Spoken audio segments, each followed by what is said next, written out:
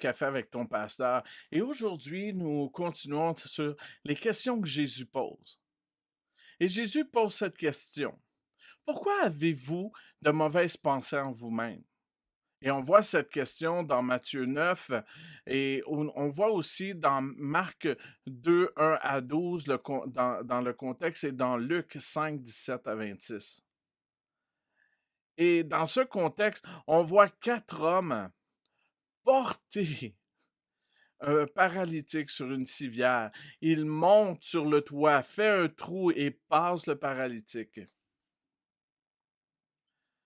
Et Jésus dit, ne crains pas, mon ami, tes péchés sont pardonnés. Et c'est là que les pharisiens et les scribes sont outrés d'entendre que Jésus pardonne les péchés. Il dit, il y a juste Dieu qui peut faire cela. Et Jésus se tourne vers eux et dit, pourquoi avez-vous de mauvaises pensées en vous-même? Donc, qu'est-ce qu'on apprend de ce récit? On apprend de ce récit que lorsque Jésus dit à l'homme, tes péchés sont pardonnés, c'est que Jésus désire prendre soin. Et il désire prendre soin de nous. Dans ce récit, Jésus ne s'adresse pas seulement aux symptômes, mais à la racine du mal qui résidait dans le cœur de l'homme. Le docteur Caroline Lee va parler de comment les pensées toxiques font en sorte qu'on a des symptômes physiques qui en sortent. Donc, combien de gens, à cause du stress, on développe des maladies? Donc, c'est prouvé scientifiquement, c'est démontré. Mais souvent, ce qu'on veut traiter, c'est le symptôme. Mais Jésus ne traite pas le symptôme. Il traite la racine du mal.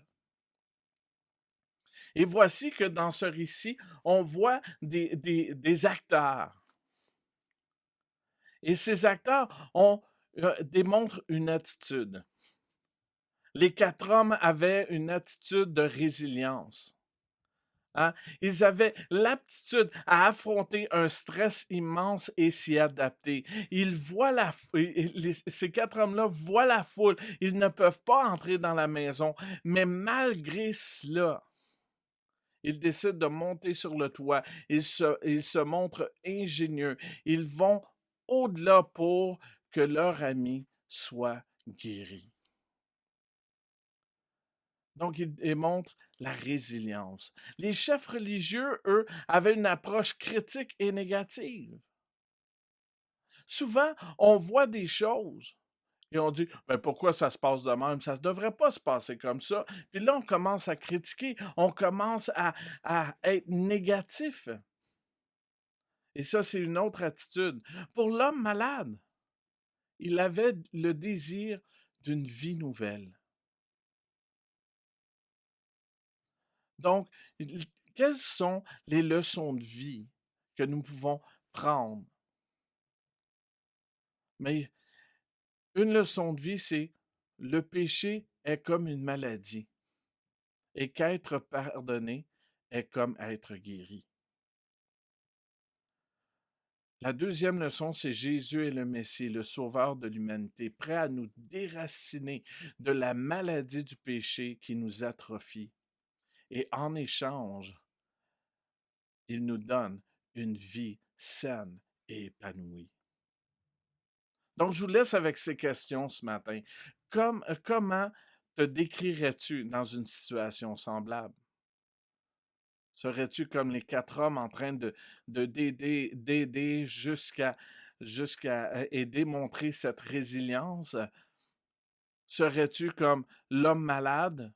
Peut-être qu'en ce moment, tu vis des choses, tu vis une épreuve. Est-ce que tu désires une vie nouvelle? Ou es-tu comme ces gens, souvent critiques et négatifs dans la vie? Vous voyez, une approche critique et négative, les deux ensemble, souvent fait en sorte qu'on est en train de nourrir ces pensées toxiques et va nous emmener nous-mêmes dans le lit du paralytique. Donc, comment te décrirais-tu dans une situation semblable? Comment la résilience des 4 hommes t'inspire-t-il à agir? Donc, comment ces gens-là t'inspirent à agir? Et à supposer que les chefs religieux aient ouvert leurs yeux à la vérité ce jour-là, qu'auraient-ils pu apprendre? Donc, je vous laisse avec ça. Merci d'avoir pris un café avec ton pasteur et sur ce, reste béni.